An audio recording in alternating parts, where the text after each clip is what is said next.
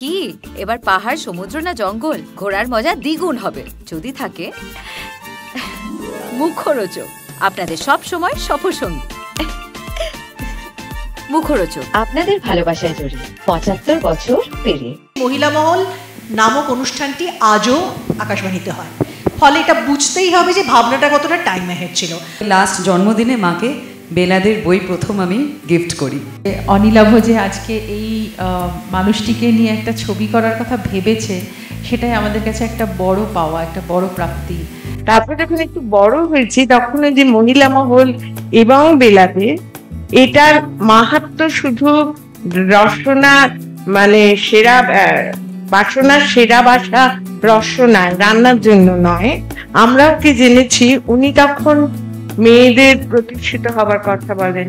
আমরা ভাবতাম নারীরা অবলম্বন করে বাঁচে, কিন্তু নিজের অবলম্বন যে নিজে হওয়া যায় সেই পথটা উনি দেখিয়েছিলেন। আজকে বেলাদেকে যারা ছবিতেও দেখেননি তারা কিন্তু ঋতুদিকে যখন দেখবেন তারা মনে করবেন আচ্ছা এরকমই ছিলেন। আজকে এখানে একটা মহিলা মহল তৈরি হয়েছে যেটা কবেকার একজন মানুষ যিনি এরকম একটা বিষয়ের সঙ্গে আমাদেরকে পরিচয় করিয়ে গেছেন, এবং আজকে আমরা তাকে খুঁজে বের করে তাকে নিয়ে একটা ছবি, তাকে নিয়ে এতটা আলোচনা, সবটা হচ্ছে। আকাশবাণী কলকাতায় একজন প্রেজেন্টারকে ঘর মুছতে হয়, ঘর ঝাড় দিতে হয়, বাজার করতে হয়, কুটনো করতে হয়, বাটনা বাটতে হয়, রান্না করতে হয় এবং সেটা পরিবেশন করতে হয়। আমাদের সমগ্র দেশে রেইনিং লেডি সুপারস্টার বা actor from the period she has been in the industry, I don't think so there is anybody who is a woman and who has been on that throne. You can only play this role. There was nobody else apart from you. Thank you, Ruksha. ওই যে আর যে রেডিওর জগৎ, আমারও একটা এরকম জগৎ, সেখানে সারাক্ষণই কিছু না কিছু ঘটনা তোমরা বলছো আর আমার ঘটনা ঘটছে।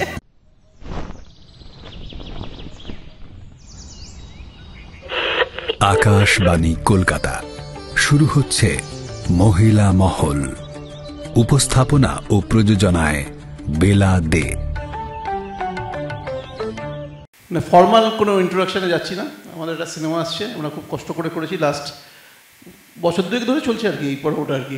তো না না, খুব বেশি না, আমরা করেছি, 1 বছরের মধ্যেই হয়ে গেছে। 1.5 বছর, হ্যাঁ, শুটিং করেছি প্রায় 1 বছর ধরে, মানে এই সময় গেছিলাম বোধহয়। আমাদের তো টাইম চাই, ভালো কিছু সময় চাই, সুন্দর করে ছবিটা শেষ করতে হবে, তারপর একটা প্রমোশন প্ল্যান করতে হবে। আজকাল এরকমই হয়, কিছু মানে তুমি ভেবো না যে তো অনেক টাইম নিয়ে করেছি তার ব্যাপার নেই। আচ্ছা ঠিক আছে, very recent thing and it is getting release, right. তো বেলা কেন এবং বেলা নিয়ে কেন সিনেমা, বেলা দেখে নিয়ে সিনেমা কেন, সেটা হচ্ছে যে বেসিক্যালি হচ্ছে যে এই গল্পটা আমি পেয়েছিলাম আমরা যখন হ্যাংলা হেসেলে আমরা কাজ করি। তো হ্যাংলা হেসেলে তো রান্না নিয়ে অনেক লেখালেখি থাকে। তো আমার একটা মনে হয়েছিল যে প্রত্যেক বাড়িতেই দেখি, নিজেদের বাড়িতেও হয়তো 2-একটা গল্পের বই পাবো, মানে ওনার রেসিপি বুক পাবো, যে বেলা দে রান্নার বইটা, এই নামটা খুব পরিচিত নাম।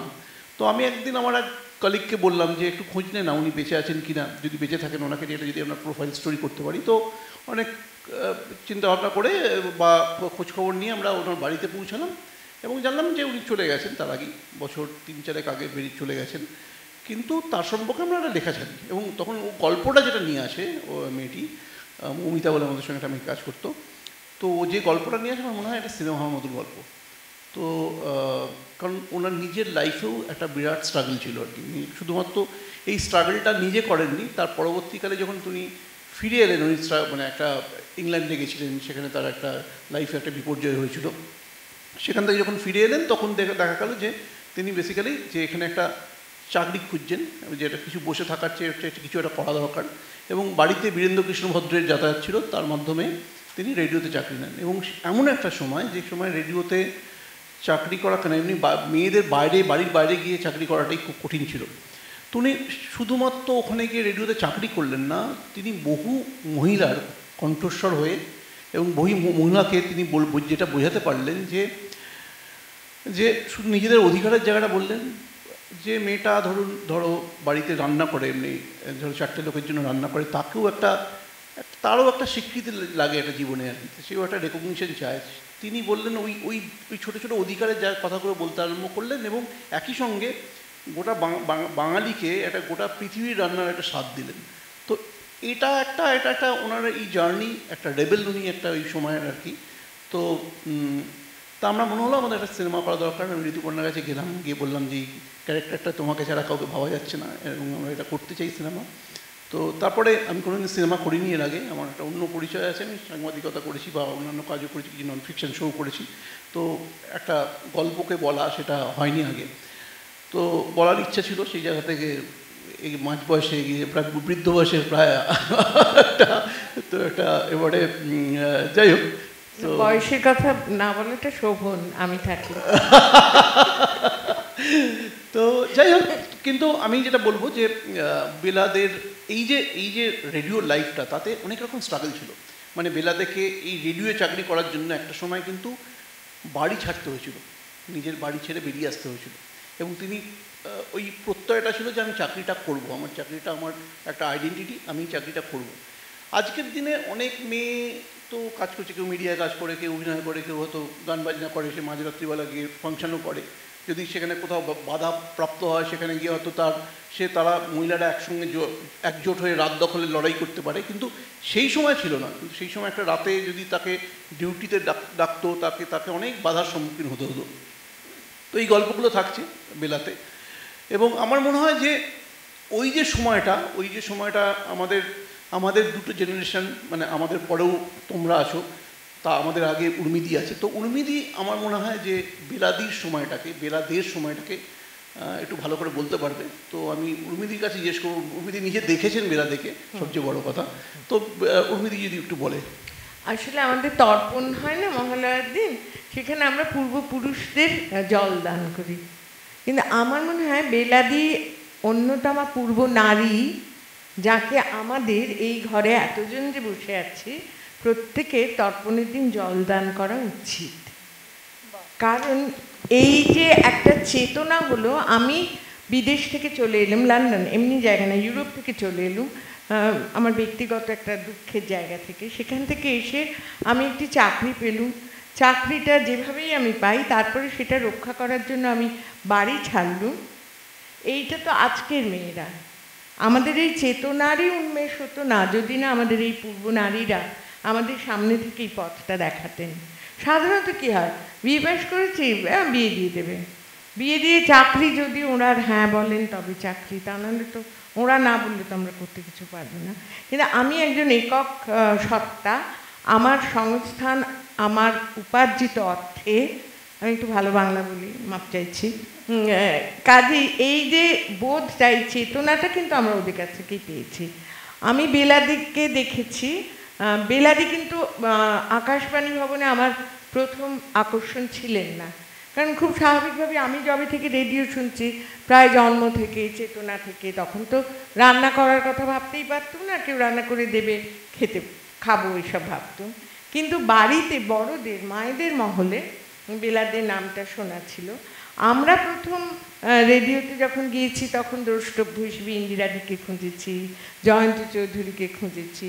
তারপর যখন একটু বড় হয়েছি তখন ওই যে মহিলা মহল এবং বেলাদে, এটার মাহাত্ম্য শুধু রসনার মানে বাসনার সেরা বাসা রসনায় রান্নার জন্য নয়।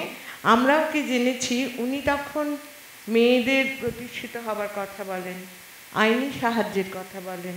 একটি মেয়েকে তো বোকা বানিয়ে দেওয়াই যায়, এই মেয়েদের আবার বাড়ি আছে নাকি, এইসব কবিতা টবিতার কোনো দরকার নেই।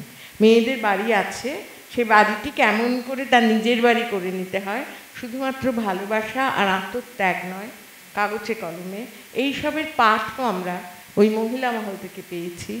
এবং আরেকটা কথা, এটা তক্ষুনি হয়তো বুঝিনি, কিন্তু আজকে বুঝি, ওই যে একটা সিগনেচার টিউন বাজে না, সংকটেরও বিহ্বলতা নিজেরে অপমান, সংকটেরও কল্পনাতে হইও নামিও না মান, এবং মুক্ত কর ভয়, দুরূহ কাজে নিজেরে দিও কঠিন পরিচয়।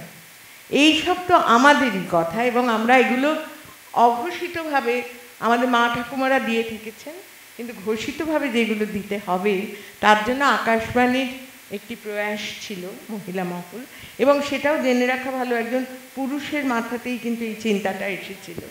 এবং তারপরে আমরা পুরুষ বাদ দিয়ে কিছু কথা বলি না, ভালোবাসি ওদের।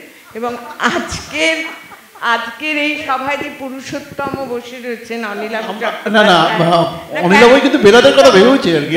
পুরুষোত্তম বলছি তোকে যে এটা তো মাথায় এলো যেরকম একজন মা মাসি দিদিমার মতো মানুষকে নিয়ে আমি আমার প্রথম ছবিটা করব, কাজে এই জন্য আজকে তুই ভাই হিরো এখানে।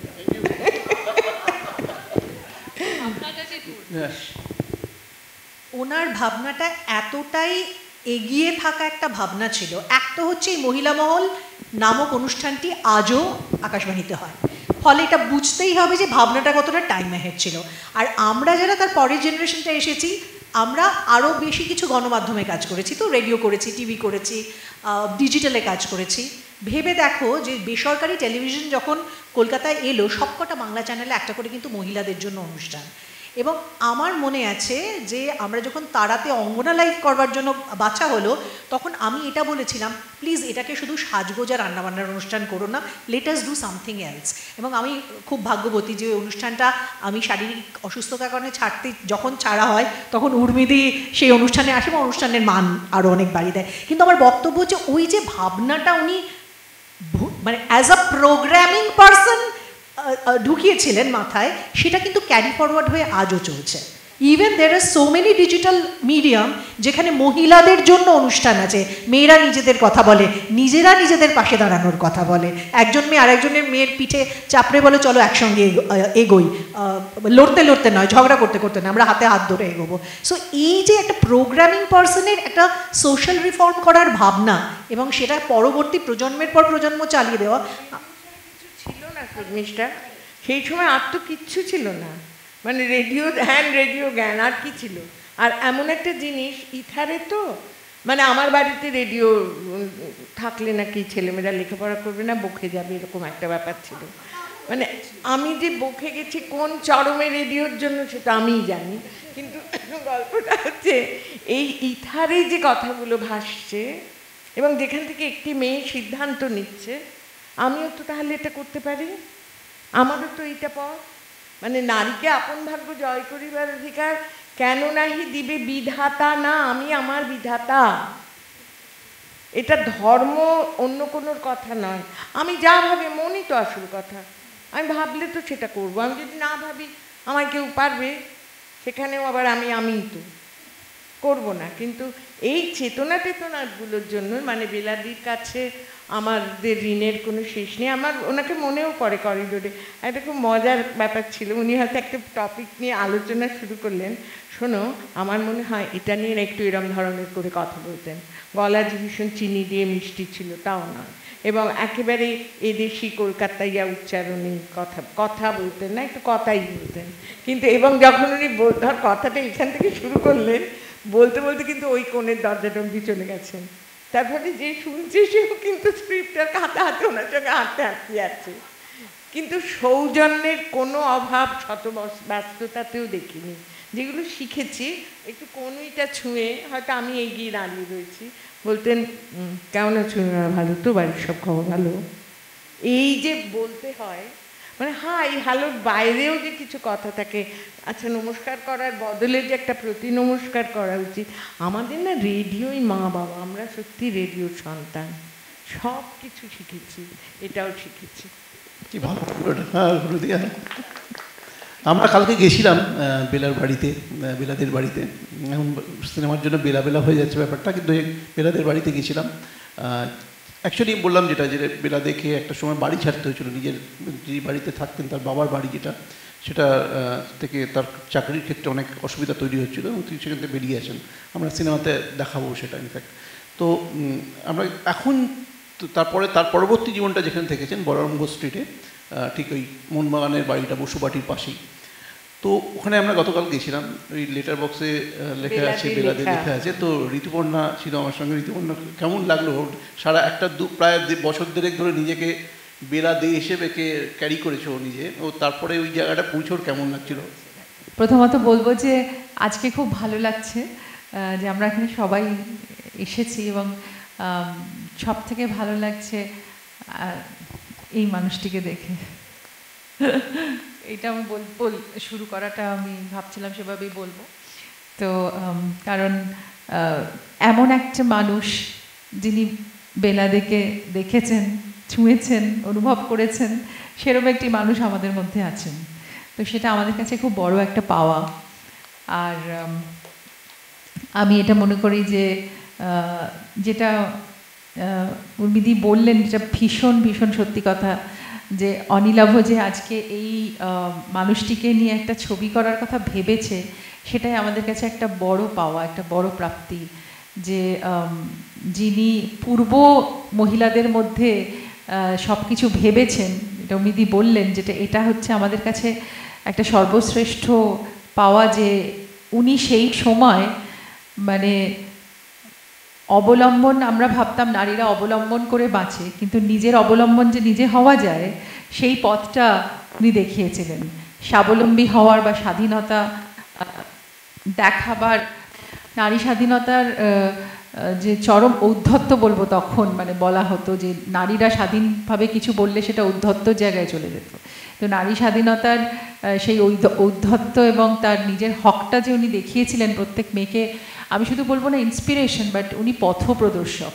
মানে অনেক মহিলাদের বাঁচতে শিখিয়েছেন, শুধুমাত্র এটা বলে না যে তোমরা মানে ফাইন্যান্সিয়ালি ইন্ডিপেন্ডেন্ট হোক, নিজের আত্মমর্যাদা নিয়ে বাঁচার যেই সুন্দর ঘটনাটা উনি ঘটিয়েছিলেন ওনার কথায়, ওনার কাজে, সেইটা আমার মনে হয় যে সেটা একটা মানে সেটা বোধহয় একটা রেনেসান্স নিয়ে এসেছিল, এবং সেটা একটা as we can say that she was A rebel.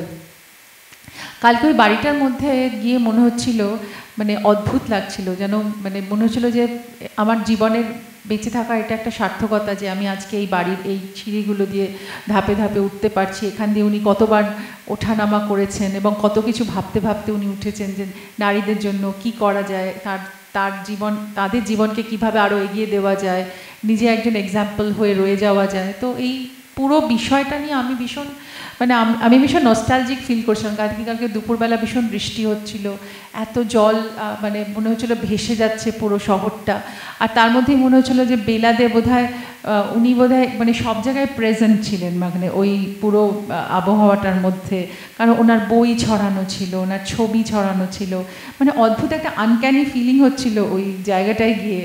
In fact কালকে যখন ওনার ওই আলমারি, তখনকার দিনে ওই যে আলমারির সঙ্গে আয়না দেওয়া থাকতো, তো সেই আলমারির আয়নাটার সামনে আমি দুবার গিয়ে আমার পোশাকটাকে একটু ঠিক করলাম। মনে হলো কতবার যে উনি এখানে দাঁড়িয়েছেন দেখতে। তো আর তারপর লেটার বক্সে আর লেটার বক্স আজকাল আছেই বা কোথায়, লেটার বক্স তো আজকাল দেখাও যায় না। আর সেখানে লেটার বক্সে ওনার নাম দেওয়া লেটার বক্স, বাড়ির মানে ঘরের উপরে ওনার মানে দরজার উপরে ওনার নেম প্লেট। তো যারা প্রিজার্ভ করে রেখেছেন ওই জায়গাটা, আমি তাদের অনেক সাধুবাদ জানাই, যে যারা বেলাদেকে তার শেষ সময়টাতে তার পাশে ছিলেন এবং তাকে দেখাশোনা করেছেন এবং তার প্রতি এত শ্রদ্ধা জানিয়েছেন। তো তাদেরকেও আমি কালকে খুব শ্রদ্ধা জানালাম, যে আপনারা এরকম একটি পতিতযশা মানুষকে আপনাদের সাথে রেখেছিলেন। তো এই পুরো বিষয়টাই আমার কাছে একটা কোনো স্বপ্নের মতো। আর অনিলাভ আমি সত্যি জানতাম না যে এরকম একটা, অনিলাভকে অন্য পরিচয়ে চিনতাম, যে ও সত্যি যে এরকম একটা কাজ নিয়ে আমার কাছে আসবে। শর্মিষ্ঠার সাথে আমার দীর্ঘদিনের বন্ধুত্ব, অবশ্যই আমি আরও অনেক কাজ করেছি চ্যানেলে, আর আমরা অনেক কিছু নিয়ে আলোচনা করি এমনিতেও। তো শর্মিষ্ঠা আমাকে ফোন করে বলেছিল যে শোনো, আমার বর না তোমাকে খুঁজছে, একটা খুব ইম্পর্টেন্ট জরুরি কথা আছে। তো সেই বিষয় তারপর ও আমার কাছে আসে। তো আমি সত্যি কথা বলছি যে আজকে এই ধরনের মানুষদের কথা কতজনকেই বা আমরা জানাতে পারি, বা যারা হয়তো কিছুটা নিয়ে অবগত, যারা বই পড়েন বা যারা জানতে পারেন, যাদের ইন্টারেস্ট আছে, কিন্তু অনেক মানুষই জানে না যে সত্যি বেলাদে মানুষটি কী, বেলাদে মানুষটা কে। কারণ আমি আমার মা ঠাকুমাদের কাছে সবসময় বেলাদের কথা শুনেছি, এবং আমার মা, মানে সেটা অনিলাভ বলবে, আমার মার সাথে ওই বেলাদের একটা হিস্ট্রি আছে। এবং আমার মা যখন আমি বেলাদে করব বলেছি, আমার মা ভীষণ খুশি হয়েছিলেন। মা বলল যে তুই বেলাদে করবি, বাহ। বেলাদের মানে ওনার বই তো আমাদের বাড়িতে সবসময় আমাদের যা বইয়ের কালেকশন আছে সবসময় সেখানে থাকতো।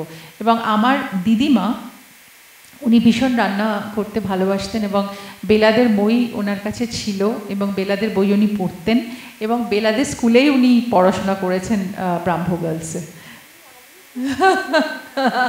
তাই কালকে যখন আমরা ব্রাহ্ম গার্লসে গেছিলাম তখন সেটাই বলছিলাম।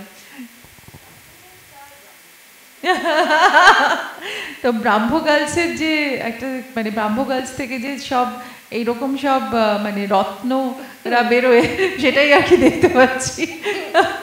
হ্যাঁ নিশ্চয়ই, হ্যাঁ রত্নখচিত মানুষরা সব বেরোয় ব্রাহ্ম গার্লস থেকে। তো ব্রাহ্ম গার্লসকে আমরা খুব কালকে ব্রাহ্ম গার্লসের সব স্টুডেন্টদের সাথে মিট করলাম, কি ভালো লাগছিল গিয়ে ওখানে, মানে পুরো পুরো একটা মনে হচ্ছিল যে তখনকার সময়তে ফিরে গেছি। আর এই সময়টা বোধহয় আমরা খুব এনজয় করেছি এবং ওই সময়কে ফিরে পাওয়ার একটা আনন্দ আছে না, একটা অন্য যুগকে ফিরে পাওয়ার যে একটা অদ্ভুত নেশার মতো, একটা আনন্দের মতো, একটা ডিসকভারির মতো। তো Bela was kind of a discovery for me, মানে বেলাদেরকে ডিসকভার করা এবং বেলাদের সম্বন্ধে জানা এবং বেলাদের এই পদক্ষেপ, মানে যেটা উনি এক্ষুনি বলছিলেন যে ও মানে ইউরোপ থেকে ফিরে আসার পর যে এই যে সাংঘাতিকভাবে যে ডিটারমিনেশন এবং এই একটা প্রত্যয় নেওয়া যে না আমাকে কিছু করতে হবে, সেইটা হয়তো সেই সময় মহিলাদের মধ্যে কিছু মহিলারা নিয়েছিল, কিন্তু উনি যেটা দেখিয়েছিলেন যে ইনফ্যাক্ট এখানে আমাদের একটা ডায়লগ আছে, আমি একটু বলতে চাই।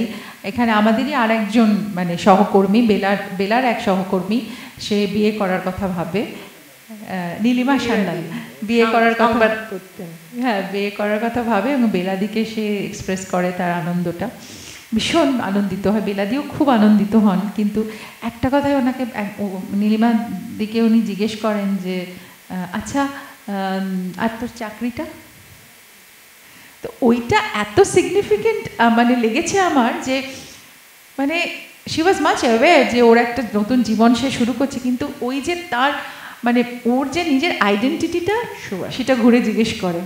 তো এইটা আমার কাছে খুব ভালো লেগেছে যে উনি মানে ওইটা নিয়েই কাজ করেছিলেন যে নিজের আইডেন্টিটিটাকে কীভাবে মানুষের কাছে পৌঁছে দেবেন। তো বেলাদে is been a great journey for me, মানে আমি ভীষণ আপ্লুত বেলাদে করে, এবং বেলাদের বাড়ি গিয়ে কালকে ওই টুকরোটাও আমার কাছে জীবনের একটা খুব বড় স্মৃতি।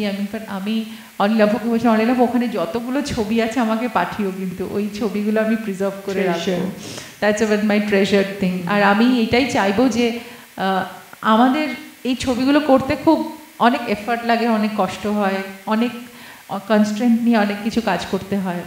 তাও অনিলাভ যে এটা বায়োপিক করবে ভেবেছে, এটা আমি ওকে ভীষণভাবে, তবে তার অর্ধাঙ্গিনীও আছে এখানে। আমি বলি যে every successful man has a great wife behind, তাই না? তো মানে তো এইটা হ্যাঁ না সাকসেসফুল তো তুমি নিজে, তোমার নিজের জায়গা, ইউ আর সাকসেসফুল। কিন্তু আমি একটা কথাই বলতে চাই যে সবাই মিলে কিন্তু একটু মানে একটা এফার্ট নেওয়া উচিত। সবাইকে আমি এটা আবেদন করব, সবার এই এফার্টটা নেওয়া উচিত যে এই ধরনের ছবিগুলোকে যেন আরও মানুষ ভালোবেসে দেখে, তাহলে হয়তো ইতিহাসের সাথে আমাদের যোগাযোগটা থেকে যাবে। না হলে কিন্তু মানে ইতিহাসের এই পাতাগুলো কিন্তু আমাদের জীবনে খুব ইম্পর্টেন্ট, যেগুলো আমাদের জীবনকে নতুন করে সমৃদ্ধ করবে, এই সব ছবি, এই সব বক্তব্য। তো এইটাই আমার কাছে, আমি মানুষের কাছে একটা আর্জি জানাবো। আর মানে আমি আর একটা কথা বলতে চাই যে এই রেডিও নিয়ে যে মানে রেডিওর কালচারটা নিয়ে যে এতটা আমরা ভেবেছি এবং রেডিওকে সামনাসামনি, রেডিওর সঙ্গে যে এই সুন্দর আঁতাতটা তৈরি হচ্ছে এই ছবির মাধ্যমেও, রেডিওকেও কিন্তু সাপোর্ট করতে হবে।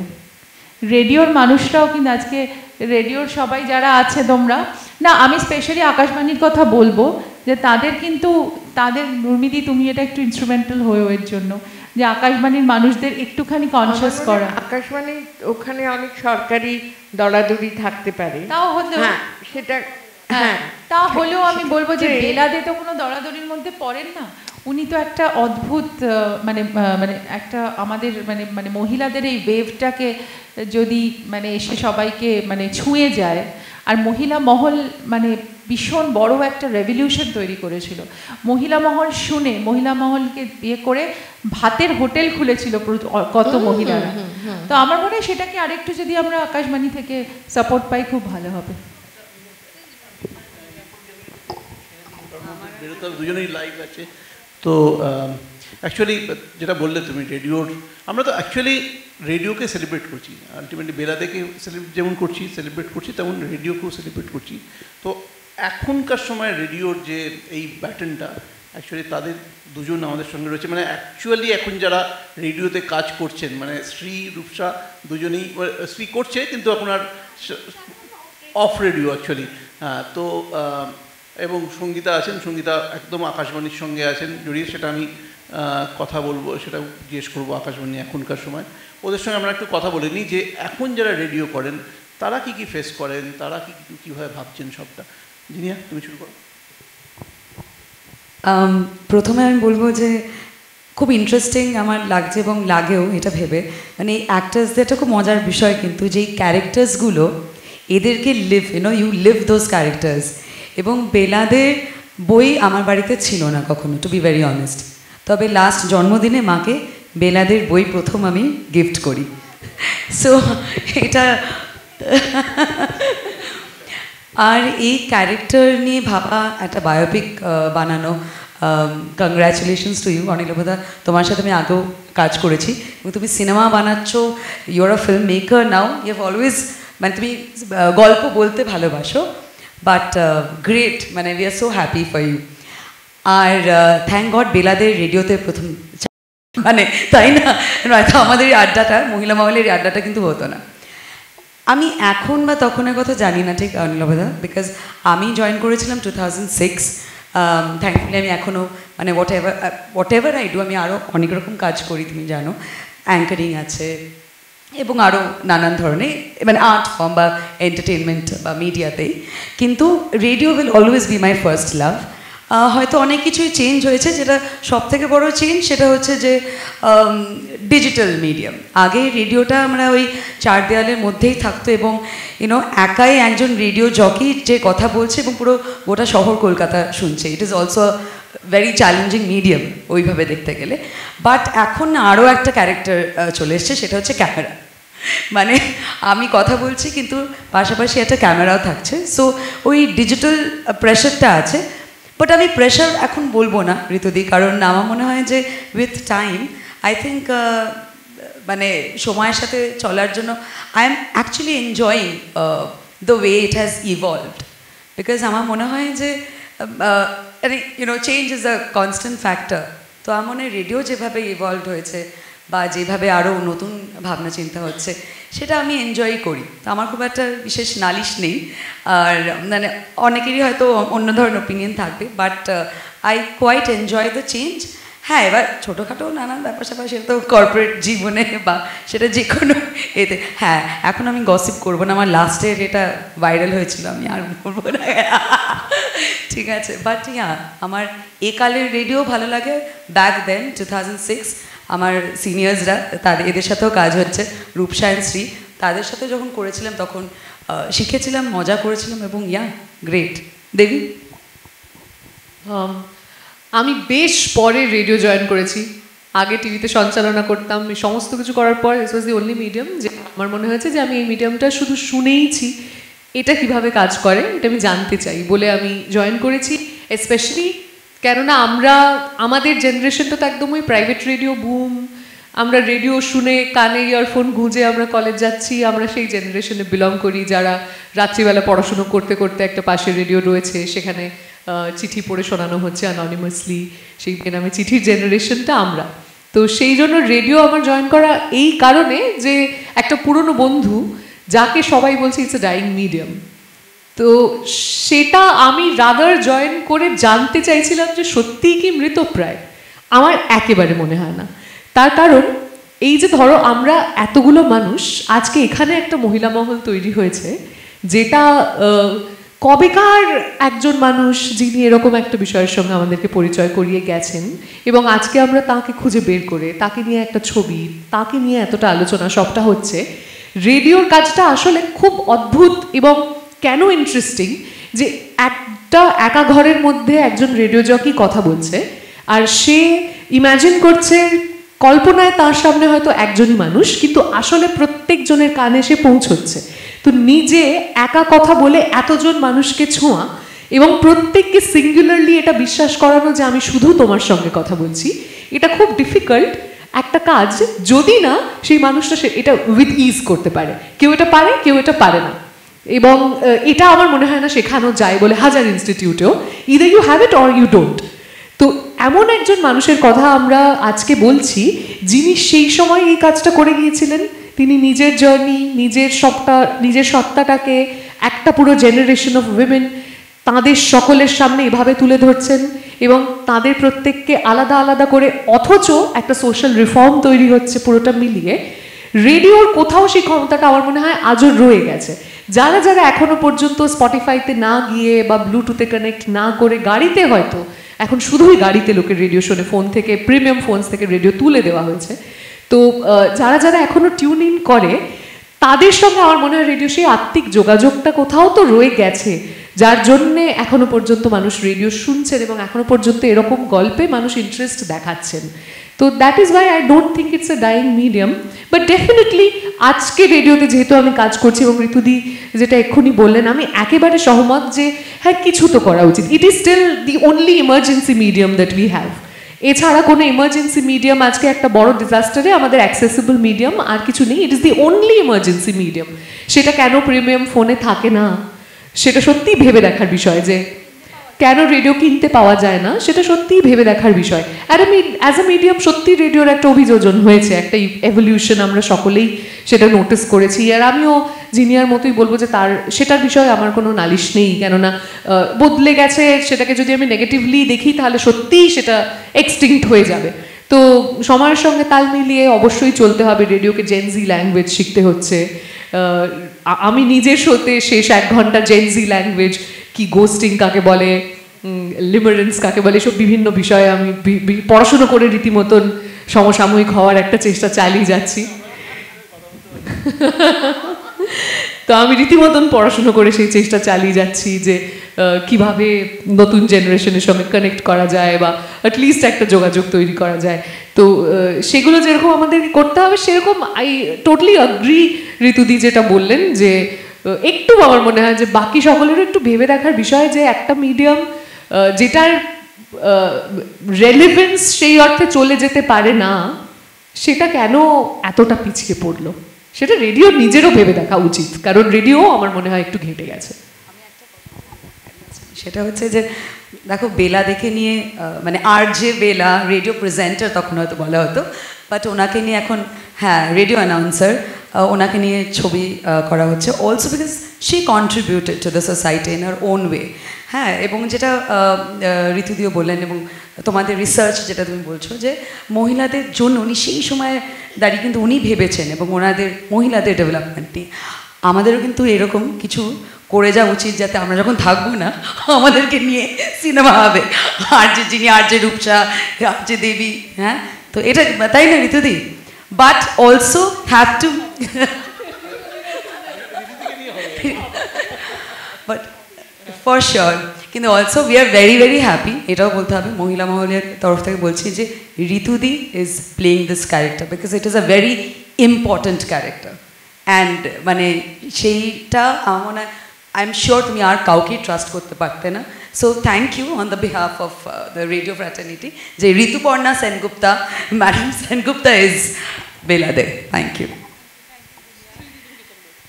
আমি জাস্ট দেবী যা বললো একদম সহমত ওর সঙ্গে। তবে আমার মনে হয় যে লাস্ট যে কথাটা বললো, যে রেডিও কেন পিছিয়ে পড়লো, এটা রেডিওরও ভেবে দেখা উচিত। আমি দুটো জায়গাতেই কাজ করেছি, রেডিওর দুটো ফেজে, যখন রেডিও জকিদের বা প্রেজেন্টারদের দেখা যেত না, আর যখন দেখা যেত।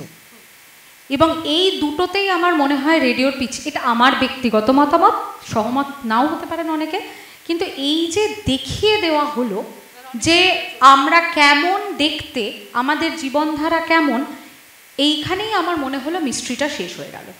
প্রত্যেকটা জিনিসের একটা ইউএসপি থাকে। তো আমি যদি মার্কেটিং ল্যাঙ্গুয়েজ বলি, এই যে মাল্টিটাস্কিং, তখনকার যুগে দাঁড়িয়ে কিন্তু বেলাতে একজন মাল্টিটাস্কার ছিলেন।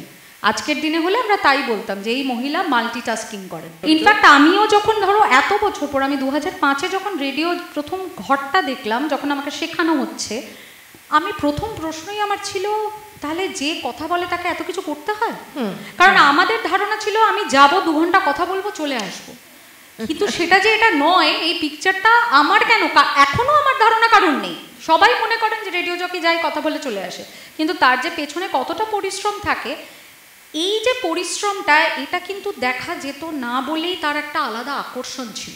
আমাদের ছোটোবেলায় মারা যে সিনেমাগুলো দেখতে দিতেন না সেগুলোর প্রতি আমাদের বেশি আকর্ষণ ছিল।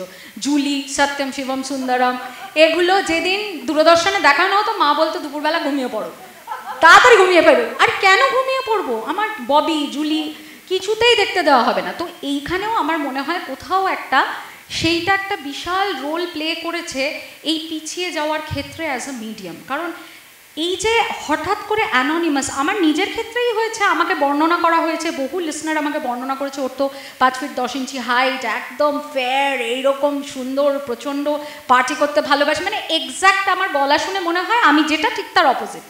তো এই যে খণ্ডচিত্রটা ভেঙে গেল, এই যে মনের মধ্যে একটা প্রতিচ্ছবি তৈরি হলো সেটা ভেঙে গেল। আজকে বেলা দেখে যারা ছবিতেও দেখেননি তারা কিন্তু ঋতুদিকে যখন দেখবেন তারা মনে করবেন আচ্ছা এরমই ছিলেন। এই ছবিটা না, মনের মধ্যে তৈরি হওয়া ছবিটা ভেঙে দেওয়াটা is a very wrong concept. যার জন্য ও যে লাস্ট লাইনটা বললো যে রেডিওর ভেবে দেখা উচিত, রেডিওর কি করা উচিত, রেডিওর আগে এটা ভাবা উচিত যে আমার যে ইউএসপি ছিল আমি সেটাকে নিজে হাতে নষ্ট করছি। Digital medium is very important, ভীষণভাবে আজকের দিনে সময়ের সঙ্গে সঙ্গে আমাদেরকে আপডেট হতে হবে। শ্রীকৃষ্ণের বাঁশি আর কি, একদম। কিন্তু নিজস্বতাকে বিসর্জন দিয়ে আমি আপডেটেড হব না, এটা আমার নিজস্বতা। আমি জাস্ট একটা জিনিস অ্যাড করতে চাইলাম শ্রীদি, যে তুমি নিজস্বতা কথাটা বললে আমার মনে হয় রেডিওর এটাও একটা ইউএসপি, যে ফর এভরি আদার মিডিয়াম জিনিয়া জানবে, আমি শ্রীদি নিজেও, আমরা যারা বিভিন্ন মিডিয়ামে কাজ করি আমরা সবাই জানি যে সব কিছুর একটা কন্টেন্ট থাকে। রেডিওর কোনো সেরকম সেট কন্টেন্ট নেই, radio jockey is the content. এবং এই যে মানুষটা যাকে নিয়ে আমরা কথা বলছি তিনি ওটাই আসলে সাকসেসফুলি করেছেন, তিনি নিজেকে যেহেতু ওভাবে প্রকাশ করতে পেরেছেন। So I think is the only medium যেখানে ইউ আর দ্য কন্টেন্ট, তোমাকে কিছু স্ক্রিপ্ট কেউ এগিয়ে দেবে না, কনসোলও তুমি করছো, তুমি নিজের কথা বলছো, তুমি নিজেই সবটা ঠিক করে নেবে। এবং আমি যেহেতু নিজে একটা মহিলাদের শো করতাম, আমি যখন ঢুকি রেডিওতে তখন খুবসুরত বলে একটা শো হতো, সেটা আমি হোস্ট করতাম। তার ট্যাগলাইনই ছিল নো এন্ট্রি ফর মেন। হ্যাঁ, এবং এটা দেওয়াই হতো এই কারণে যে মহিলাদের শো ছেলেরাই বেশি শুনবে, বেশি করে ছেলেরাই, এই কারণেই ওটা বলা হতো গার্লস। হ্যাঁ একদম, এখন যেসব পাজামা পার্টি ফার্টি বলে। সো দ্য পয়েন্ট ইজ, তো সেইটা আমি বলছি যে সেই এক্সক্লুসিভিটির জায়গাটা নষ্ট হয়ে যাচ্ছে। এই এক্সক্লুসিভিটিটা ধরে রাখার দায়িত্ব রেডিওরই। Over two Rupsa. আমার মনে এত কথা শোনার পরে বেশি কথা থাকে না, কিন্তু এই যে কথা এবং শব্দ, এই যে দুটো জিনিস রয়েছে জীবনে, আমার ক্ষেত্রে আমার জন্ম এই কথা শব্দের জগৎটাই শুধু রেডিও মাতার জন্য। আমি যে কথা নিয়েও ভাবতে পারি, কথার থেকেও শব্দ নিয়ে একটা জগৎ হয়, এই উপলব্ধিটাই হয়েছে আমার রেডিও শেখার শুরু থেকে। কারণ আমার জীবনটা পুরোটাই সেরেন্ডিপিটি। আমার ব্যাকগ্রাউন্ড ঠিক মির্চির আগে, মানে আর যে হয়ে যাওয়ার আগে, সে যে আমি ছিলাম সেটা রিডিফিউশনে আমি বিজ্ঞাপনে কাজ করতাম, ঠিক তার আগে আমি টেলিকম মানে হাঁচে কাজ করতাম। তো আমি মির্চিতে গেছিলাম সেলসের ইন্টারভিউ দিতে, সেখান থেকে হয়ে গেলাম রেডিও জকি।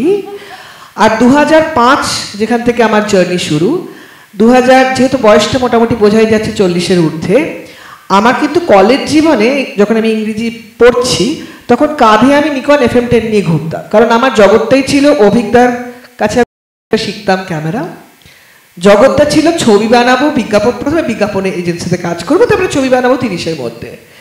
ওই জীবনের ধারার থেকে কিন্তু বিজ্ঞাপনের চাকরি, যেখান থেকে রেডিওর ইন্টারভিউ, সেলস ইন্টারভিউ থেকে হয়ে গেলাম রেডিও জকি। এবার সেকে তিনি কি করেন তার কোনো ধারণা ছিল না, তাই দীপাঞ্জন যে প্রথমে আমাকে শুনে বলেছিল যে do you want to become a radio jockey, the first thing I asked him was does it pay.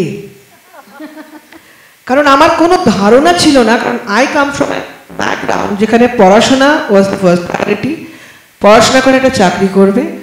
কিন্তু এই যে রেডিওর জগৎটা, এটার মধ্যে যে কত বড় একটা জগৎ লুকিয়ে আছে সেটা রেডিওতে না গেলে তো জানতাম না।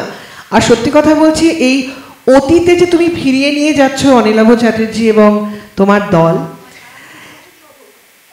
সব করল, তুমি যদি বর্তমানে ফোন করবে তাহলে কিন্তু ব্যাপারটা সূত্রটা একটু অন্যরকম হতো, রাইট? তো আমার বর, তুমি চলে গেছো আমার বর।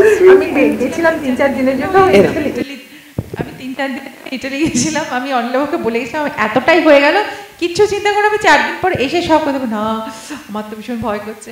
এবারে শর্মিষ্ঠা আমাকে ফোন করছে, তুমি আমার বরকে মাথা খারাপ করে তুমি চলে গেলে কেন, তুমি ডাবিংটা কবে?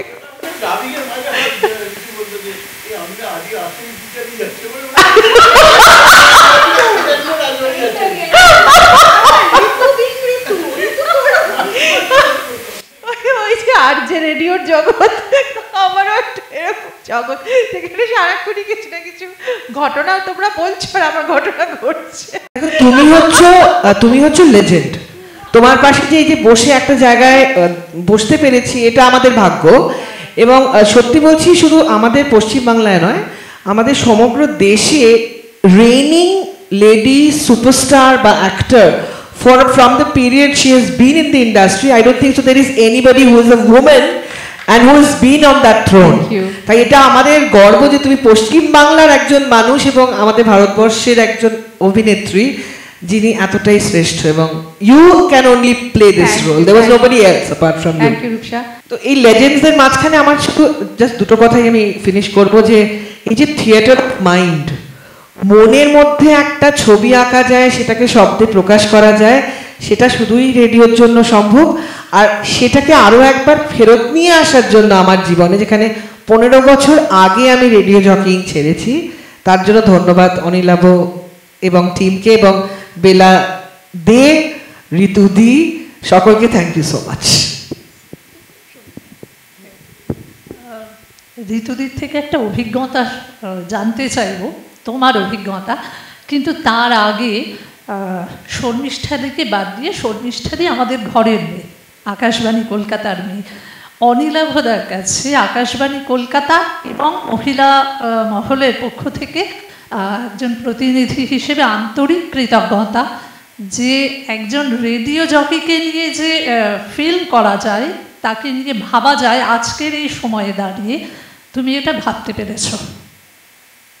এই জন্য তোমার কাছে আন্তরিক কৃতজ্ঞতা। আর 1947 সালের জানুয়ারি মাসে আকাশবাণী কলকাতায় মহিলা মহলের প্রথম সম্প্রচার শুরু হয়। সালের হিসেবে ধরলে 78 বছর। যে ভাবনা নিয়ে সেই সময়, মানে মহিলা মহলের সম্প্রচার শুরু হওয়ার কয়েক বছর বাদে বেলাদে, আমরা এখন এটাকে ছোট করে পেক্স বলি, প্রোগ্রাম এক্সিকিউটিভ হিসেবে দায়িত্ব নেন। এবং যেভাবে উনি তখন থেকে মহিলা না তার আগে বীরেন্দ্র কৃষ্ণ ভদ্র চালিয়েছেন, উনি বিষ্ণু শর্মা নামে লিখতেন। রেখা মেনন উনি অ্যাকচুয়ালি পেক্স, মানে যেটা বলা হয়, যেটা রেখা মেনন ছিলেন। হ্যাঁ, তো ওনার যে ভাবনা ছিল যে মহিলা মহল মানে বিভিন্ন দিক নিয়ে অনুষ্ঠান হবে মহিলা মহলে, সেটা এখনো আকাশবাণী কলকাতার মহিলা মহল সেটা মেনটেন করে। জানতে চাইছিলাম তোমার কাছে এখন কি হয়, এখনো সেটা ভীষণভাবে মেনটেন করে। এবং এটা বলতে আমার ভীষণ ভালো লাগবে যে আকাশবাণী কলকাতার মহিলা মহলে সমস্ত কাজ, মানে এডিটিং থেকে শুরু করে, আমি যখন আমার অভিজ্ঞতা দিয়ে বলি, আমি যখন প্রথম জয়েন করি, তো সে বছর ওই হয় না, শুরুতে একটা মিট করে, আকাশবাণী কলকাতায় একজন প্রেজেন্টারকে ঘর মুছতে হয়, ঘর ঝাড় দিতে হয়, বাজার করতে হয়, কুটনো করতে হয়, বাটনা বাটতে হয়, রান্না করতে হয় এবং সেটা পরিবেশন করতে হয়। এই যে সমস্ত কাজটা আকাশবাণী কলকাতার মহিলা বিভাগে আজও মহিলারাই শুধুমাত্র করেন। আমরা সেই ধারাটা আজও রক্ষা করতে পেরেছি। এটা মহিলা মহলের একজন প্রেসিডেন্ট হিসেবে আমার বলতে খুব ভালো লাগে। আমাদের এখানে উনি শুরু করেছেন আইনি সহায়তা বলে একটি অনুষ্ঠান, যেখানে মেয়েদের বিভিন্ন দিক নিয়ে, বিভিন্ন আইন সহায়তার দিকগুলো নিয়ে আলোচনা করতে পারবেন। এবং আমরা সাধারণত চেষ্টা করি মহিলা আইনজীবী আসুন। আমাদের এখানে কর্মক্ষেত্র হয় যেখানে মহিলাদের কাজের বিভিন্ন দিক নিয়ে আলোচনা করা হয়, কাজের সুযোগ সুবিধা নিয়ে আলোচনা করা হয়। ডাক্তারি পরামর্শ বলে একটি অনুষ্ঠান হয় যেখানে শুধুমাত্র মহিলাদের স্বাস্থ্য সম্পর্কিত রোগ ব্যাধি নিয়েই আলোচনা করা হয়। এছাড়াও আমি কিছুদিন পরিচালনা মানে ওই দুর্লভ চেয়ারটিতে বসার আর কি সুযোগ হয়েছিল। আরেকটা জিনিস হয়, এগুলো ছাড়াও আমাদের যে মেয়েদের আমি বলি বা প্রত্যেক মানুষের তো একটা flair for art and culture এই ব্যাপারগুলো থাকে। মানে যারা শ্রোতা তারা সমালোচনা করেন, ধরো তারাশঙ্কর বন্দ্যোপাধ্যায়ের জন্মদিন কিভাবে উদযাপিত হয়, তার কিছু লেখা নিয়ে শ্রোতারা সেটা নিয়ে উদযাপন করলেন। আবার শ্রোতাদেরও কিছু লেখার মানে কার কোনখানে কি সম্ভাবনা আছে সেগুলো বিকাশ আলাপি কলম শিরোনামে হয়, যাতে শ্রোতাদের গল্প, কবিতা, উপন্যাস সেগুলো আমরা পাঠ করতে পারি এবং সেটা করা হয়। আদার দেন সেলাই ঘোড়াই এবং মোস্ট ইম্পর্টেন্ট জীবনের রান্না, যেটাকে তো সবসময় ছোট করে দেখানো হয়, এগুলো সব হয়। হ্যাঁ হ্যাঁ হ্যাঁ হ্যাঁ হয়। এবং আরও যেটা বলতে ভালো লাগবে, আজকের সময়ে দাঁড়িয়ে মহিলা মহলে সপ্তাহে 2 দিন করে শ্রোতাদের চিঠি পাঠ করা হয়। বিভিন্ন বিষয়ে তারা নিন্দে করে, সমালোচনা করে, প্রচুর সুনামি বইয়ে দিয়েও চিঠি পাঠান, কিন্তু সেগুলো সব আমরা পাঠ করি। আর অনেকটা বোধহয় এটা বলতে খুব ভালো লাগছে যে আমাদের বেশি চিঠি আসে প্রত্যন্ত গ্রাম থেকে। এটা একটা ঘটনা। আমি কিছুটা আগে সঙ্গীতার সঙ্গে কথা বলাতেই আমার এটা মনে হচ্ছিল যে এখনো পর্যন্ত রেডিও হচ্ছে সেই পাওয়ারফুল মিডিয়াম যেটা রুরাল বেঙ্গলে পৌঁছয়। তো গ্রাম বাংলার মহিলাদের জীবন জীবিকা তারা কি ভাবছেন সেটার রিফ্লেকশন এখনো পর্যন্ত এই মহিলা মহলটাতেই পাওয়া যাবে। কারণ এফএম প্রচার তরঙ্গের তো একটা নির্দিষ্ট দূরত্বের ব্যাপার আছে, তার বাইরে তো এফএম প্রচার তরঙ্গ পৌঁছই না, পৌঁছয় আকাশবাণী, যাকে আমরা কলকাতা ক, কলকাতা খ বলে আমরা যাকে চিনি, সেইটাই পৌঁছয়। তো ফলে সেই মহিলাদের এখনো পর্যন্ত ও বলছিল চিঠি আসে শুনে তো আমি আকাশ থেকে বলছিলাম চিঠি সে কেমন দেখতে, ইনল্যান্ড লেটার কেমন দেখতে তোমার মনে আছে? তোমার মনে হবে, তোমার স্মৃতি আমার থেকে ভালো। আমার তো আর কিছু ছিল না, কিন্তু চিঠি আমরা দেখেছি শ্রী, আমি যখন রেডিও এফএম এ প্রেজেন্টার গেছি বস্তা বস্তা চিঠি, চিঠি না বস্তায় করে চিঠি আসতো, বৌদিরা আরো বলতে পারবে। তো সেটা ঠিক, কিন্তু আমি বলছি এত পাওয়ারফুল একটা মিডিয়াম যেটা বৌদি বলার চেষ্টা করলেন, আমি সেই সূত্রটা থেকে বলছি, ওই জায়গাতেও এই যে আমাদের মেয়েদের যে রান্নাবান্না, সাজগোজ, সেলাই ফোড়াই ছাড়াও একটা দিক আছে, সেইটাকে আরো একটু করে ছড়িয়ে দেওয়াটা খুব জরুরি। এবং ওরা যখন কন্টেন্ট ওয়াইজ বলছিল না যে রেডিওর ভাবা দরকার কোথায় আমরা কিসের সঙ্গে লড়াই করছি, আমি বলবো কন্টেন্টের লড়াইটা সব থেকে বড় লড়াই। হ্যাঁ, আর এই যে ধরো সাজগোজ করবো না কেন, ভাল লাগে, অন্যদেরও তো ভাল লাগে। আর তারপরে এই যে একটা বোধ আমাদের মধ্যে এসছে না যে আসবাবপত্র যদি তুমি রোজ একটুখানি ঝাড়াঝুড়ি করো তাহলে ঘরটাও ভালো দেখায়। আমরাও তাই যে একটু মুখ টুকগুলো রোজ রোজ ঝাড়াঝাড়ি করি বলে মিষ্টি দেখায়।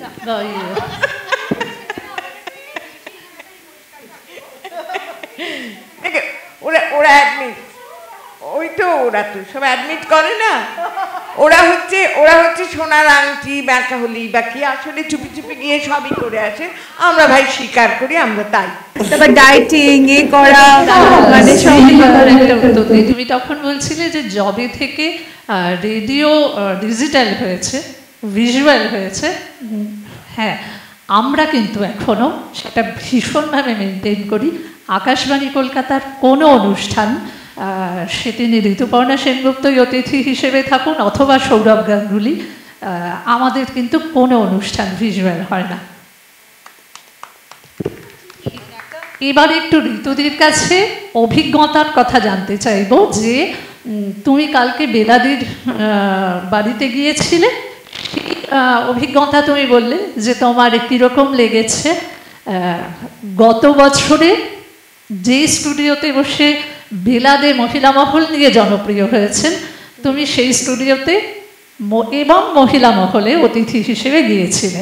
কাকতালীয়ভাবে দুটি মানুষই তুমি, মহিলা মহলে অতিথি হিসেবেও তুমি এবং বেলাদের কেন্দ্রীয় চরিত্রেও তুমি। একটু যদি শেয়ার করো কেমন। হ্যাঁ, আসলে আকাশবাণী থেকে যখন আমাকে ডাক পাঠিয়েছিলেন ওনারা, এবং that was world radio day, সেই দিনটাতে প্রচারিত হয়েছিল। তো সেখানে আমার খুব নিজেকে খুব প্রিভিলেজ মনে হলো যে এর আগেও রেডিও থেকে কয়েকবার ডাক পেয়েছি, মানে আকাশবাণী থেকে কখন যেতে পারিনি, কিন্তু সেইবারে আমার মনে হয়েছিল যে আমার সেদিন পাঠও করেছিলাম, গেছিলাম। তো ওখানে মানে ঢোকার মধ্যেই একটা অদ্ভুত নস্টালজিয়া লাগছিল যে মানে ওই রকম স্টুডিও, ওই লাল দেওয়ালগুলো, মানে একটা কীরকম একটা লাগছিল যে এইখানে কত বিখ্যাত বিদগ্ধ মানুষরা, শিল্পীরা এখানে সবাই কথা বলেন, কথা বলে গেছেন, গান গেয়ে গেছেন, মানে কত কিছু আমাদের এই সমাজকে দিয়ে গেছেন। তো সেখানে হাঁটতে হাঁটতে করিডরগুলো দিয়ে মনে হচ্ছিল যে সেখানে হেঁটে হেঁটে আমি যাচ্ছি, সেখানে এরকম একটা কাঁচের ঘর, ওখান থেকে ইনস্ট্রাকশন দিচ্ছে, এখান থেকে তারপরে সব কিছু অপারেটেড হচ্ছে, একটা দুর্দান্ত না? এগুলো আমরা তো ওখানে গিয়ে ওটা অনুভব করা। তো Sangeeta very very nice and ও খুব সুন্দর করে সঞ্চালনা করলো এবং আমার জীবন সম্বন্ধে অনেক কিছু জানলো, আমার কাজ সম্বন্ধে। তবে ওই একটা দারুণ অনুভূতি নিয়ে আমি ফিরে এলাম। তারপরে আমাকে অনিলাভ বেলা অফার করলো এবং সেটা একটা দারুণ একটা ইনসিডেন্স হলো যে আমি কিছুদিন আগে আকাশবাণীতে গেছিলাম, আর তারপরেই আবার আকাশবাণীর এইরকম একজন বিদগ্ধ মহিলার বায়োপিক আমি করবো। তো সেই রেশটা তো আমার রয়ে গেছিলো, তাই জন্য আমি সবসময় মনে করি যে আকাশবাণীর সাথে বেলাদে যেন মানে অদপ্রদপ যুক্ত। তো এইটার মানে এই জিনিসটার যদি খুব সুন্দর একটা সমন্বয় আমরা করতে পারি, আর এই মানে হ্যাঁ মানে ছবির সাথে এই পুরো বিষয়টার, তাহলে আমার মনে হয় যে এটার একটা খুব সুন্দর সমাপ্তি হতে পারে এবং এটা আমরা মানুষের কাছেও পৌঁছে দিতে পারি যে আকাশবাণীর মানে প্রভাবটা মানুষের জীবনে কতটা গভীর এবং কতটা গুরুত্বপূর্ণ, যে বেলাদে এবং আকাশবাণী কিভাবে মানুষের মনকে এতদিন ধরে মানে একটা জায়গায় নিয়ে এসছে, তাই না, মহিলা মহলের মাধ্যমে। তো ওই মহিলা মহলে যদি আমরা আরও কিছু এই অনুষ্ঠান করতে পারি, বেলাদেকে আমরা আরও বেশি ছড়িয়ে দিতে পারবো মানুষের মধ্যে, সেটা আমার মনে হয়। আর খুবই সুন্দর অভিজ্ঞতা সঙ্গীতা, আমরা এই অভিজ্ঞতা আবার করতে চাই। Thank you. তো আপাতত এখানেই শেষ করি আমরা আজকের। যে উর্মিদি আমাদের দু লাইন যদি কিছু শোনান, এটা আমার আবদার, কারণ এইরকম এই মানুষকে সবসময় পাই না, আর মানে উনি নিজেও ভীষণ ব্যস্ত আর আমরাও ব্যস্ত থাকি, তা আজকে এই অপরচুনিটিটা আমি কিছুতেই ছাড়বো না। ছোট্ট একটা কথা তার আগে, মানে রেডিওর এরা না সব আনসাং হিরোজ, ধরো বীরেন্দা, ইন্দিরাদি, বেলাদি, কবিতাদি, আর এদের নিয়ে আরও অনেক নাম হয়তো আমি বললুম না, তার মানে তাদের প্রতি আমার অশ্রদ্ধা নয়। এই যে বেলাদিকে নিয়ে যে কাজটা করা হচ্ছে, তার ফলে অনিলাভ এবং যারা এটার সঙ্গে যুক্ত সকলে এই রেডিও ফ্যামিলিরই একটা আশীর্বাদ পাচ্ছ, এটা আমি বিশ্বাস করি। কালকেও আমরা বলে এসেছি অ্যাকচুয়ালি। আর একটা নাম কিন্তু বাদ হলো, যাদেরকে আমরা সেলিব্রেট করা উচিত এবং করিনি, সে হচ্ছে সে আপনার বাড়িতে থাকে, জগন্নাথ বসু। ওরে বাবা, না সেরম তো প্রচুর লোকজন আছেন না, তা আমি বলছি যে এদের আমি বীরেন্দাকে দেখিয়েছি, অনিলাভ কি কষ্ট, কোথায় নিয়ে গিয়েছে একটা সভাপতিত্ব করতে, আমরা গেছি, বলছে জগন্নাথ তুমি বাড়ি ফিরবে তো, আমাকে না এরা গাড়ি দিচ্ছে না ফেরার। ভাবো তখন রাত্রি 8টা বেজে গেছে, এবং সেখানে ও চেঁচামেচি করলো যে কি কাকে এনেছেন জানেন, চেঁচামেচি করলো, আমরা তো বাড়ি পৌঁছে দেবই, যদি শ্যামবাজার অঞ্চলে নাও থাকতাম বাড়িতে পৌঁছে দিতমি, কিন্তু এই কষ্টগুলো আমরা সব দেখেছি। আজকে যে আদরটা দেখতে পাচ্ছি আমার একটু ইমোশনালি লাগছে, এবং সেই জন্যই আমি এই কথাটা বলছি যে এটা খুব ভালো কাজ করি, বড় কাজ করি। তোমাকে কি দেব উপহার, স্মৃতিটুকু সকালবেলা, তাই নিয়ে তুমি খুশি হবে না?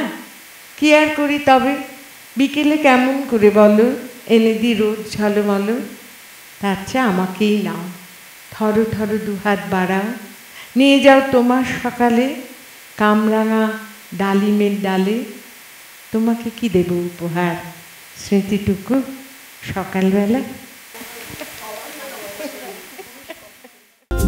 টলিপাড়ার লেটেস্ট নিউজ আর এক্সক্লুসিভ ভিডিওর সঙ্গে আপডেট থাকতে এখনই সাবস্ক্রাইব করুন আমাদের ইউটিউব চ্যানেল। বেল আইকনে ক্লিক করতে ভুলবেন না যেন।